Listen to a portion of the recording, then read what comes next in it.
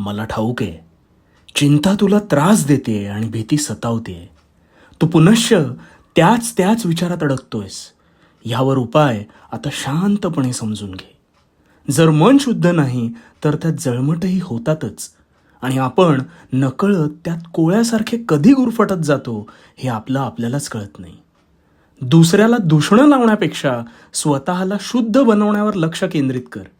त्यामुळे इतरांमुळे होणारा त्रास हा आपोआप कमी होईल आणि तुझे चित्त थाऱ्यावर येण्यास अधिक मदत होईल आणि हळूहळू ही चिंता हमखास नष्ट होईल. स्वतःवर केलेले काम हे सगळ्यात श्रेष्ठ काम आहे. ते करत असताना मी आहे तुझ्या पाठीशी. कर्म शुद्ध ठेव आणि भिवू नकोस कारण मी तुझ्या पाठीशी आहे.